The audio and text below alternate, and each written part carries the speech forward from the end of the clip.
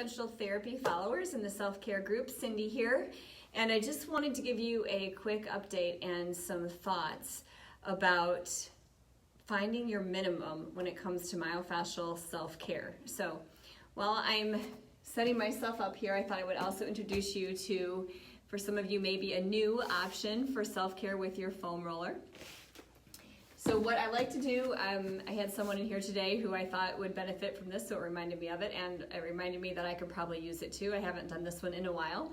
But if you have tightness in your hamstrings, especially up near your sit bones, this is one of my favorite things to do. So I bring the foam roller a little ways away from the wall, and I just have a seat here.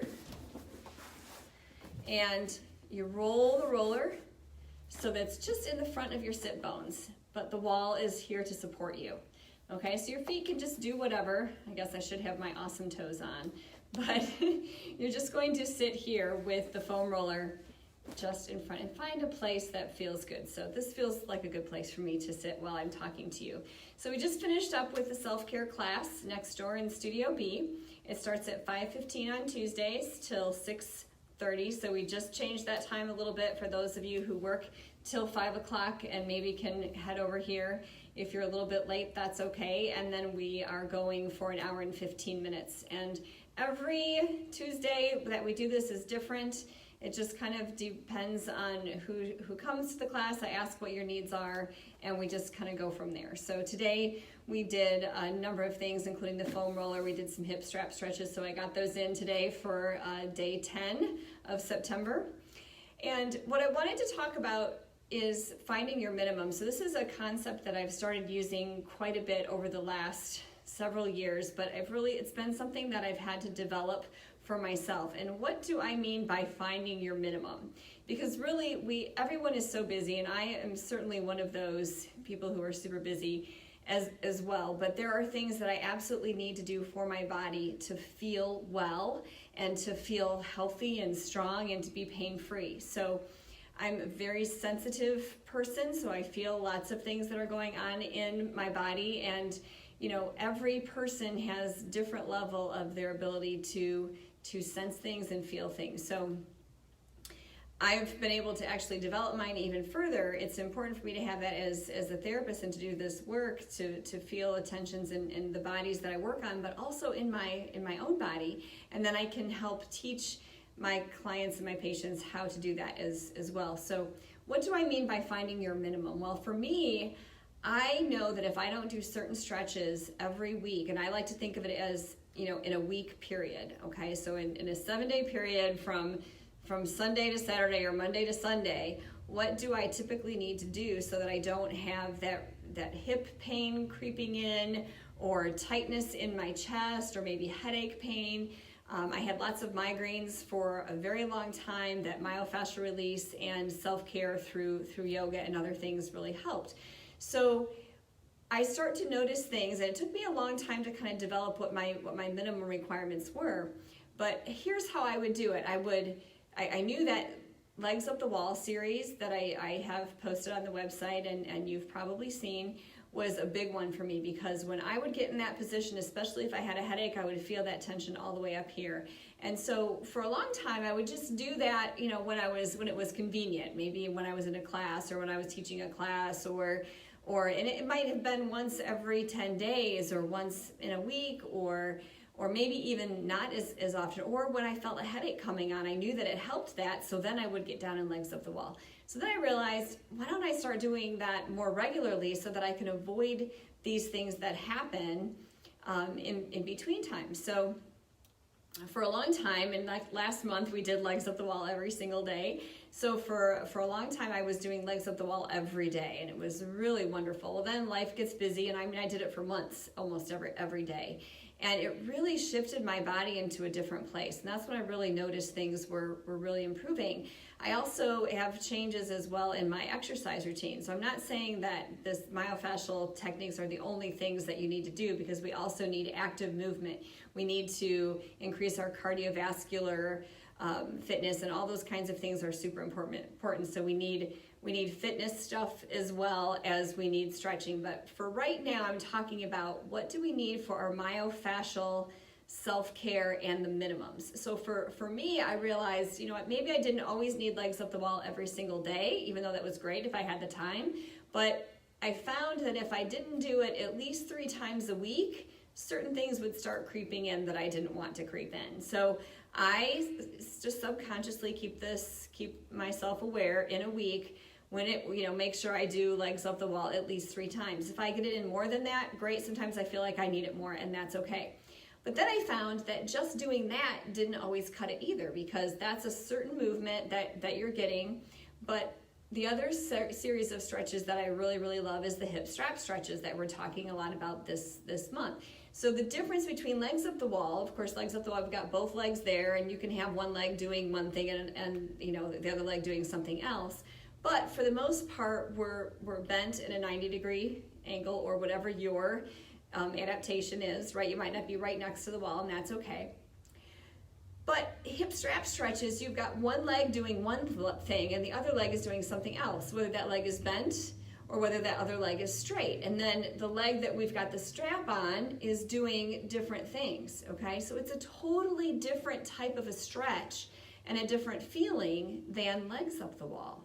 So the other thing that I really like about both of these stretches that I've added, I really encourage you not to skip, is the very last one, and maybe it shouldn't be the last one, but I just found for me to start off with that wasn't always the best. And that's when I'm opening up the front of the hips. So in the hip strap series, where we're at the very end, laying on your side, you bring the strap around the back, the leg comes behind you, and then you're opening the front of that hip. And then also with legs up the wall, where we're doing like the lunge against the wall so that the front of one hip is opening. That's super important, because so much of what we do in our society is sitting, and this area gets super tight, and we really want to open that space. A lot of times that's the cause of back pain. So for me, I find that I need to do legs up the wall at least 3 times a week, and really hip strap stretches 2 at a bare minimum, but really I'm much better if I do it 3 times. So what does that really look like? And I have lots of other minimums. I also have a foam roller minimum where I'm laying on it and opening up the chest, especially on days that I work. I mean, I really need to do that on every day that I'm working, because I'm doing so much of this and this tightness. So if you're at a computer all day, this really needs to be opened. So the foam roller, I really like to do every single day, but my minimum for the foam roller is like 4 or 5 days a week. So I might not be there for a long period of time, but a minimum of 5 minutes. But I also find that at least a couple days a week, I need to do it for longer, like 15 or 20 minutes, to really get that opening and to protect my shoulder, okay? So going back to my legs up the wall, one day I might only have 5 minutes to do legs up the wall, and that's okay. I'll focus on the position that I need to do the most, and then I'll do the other positions not as long, let's say. But I can't do all 3 days of my minimum only 5 minutes. It's not enough for me, and I've found that out through trial and error. So you can see the answer to this question isn't necessarily easy, right? So it really depends on your body and what you're doing with it, and as far as activities and stress and so on. When I go to legs up or hip strap stretches rather, I really like to take at least 1 or 2 of those days and really take a really good long time to go through each one of those stretches. Sometimes I only do it for a short time. So tonight we only spent about 3 breaths in each position.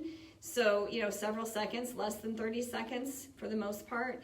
And as long as you're getting your body through that range of motion, you might not be getting a self-myofascial release per se, because you're not holding it long enough, but you're at least melting that fuzz or that tension that builds up in those ranges of motion that you didn't go through today. So as we were going through the stretches there this evening, I pointed out to everyone, has anybody been in this position yet today? Has anybody been in this position? And all those positions, we don't do those positions in our daily life. So when we take a few minutes even and go through that range of motion, we've created a space for the body to have some movement and to open, which is really important. So I don't know what your minimums are. They might be legs up the wall every day and hip strap stretches every day. I mean, it depends really on where you are.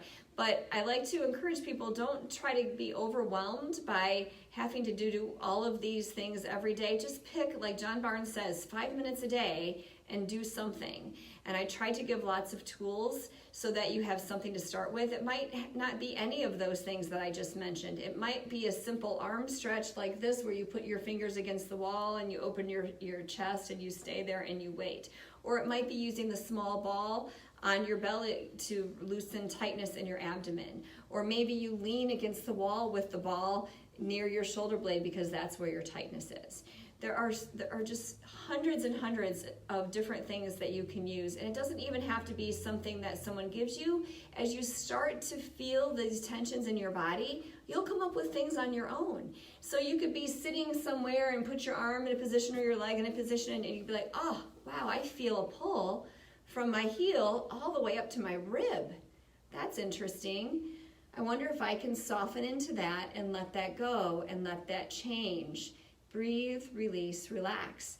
And as long as you're not creating discomfort or pain, and you can breathe and soften into it, and you're in a safe position, you may find that that tension starts to feel like taffy stretching.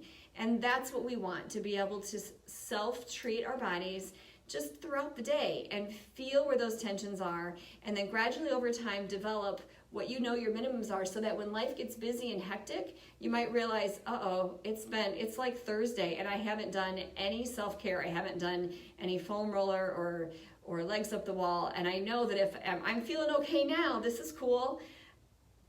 My warning is, don't just keep going. Take the time, do your 5 minutes at least, get your self-care in, because this is when I see patients come back. And I mean, I hear this all the time. Every week I hear this more than once.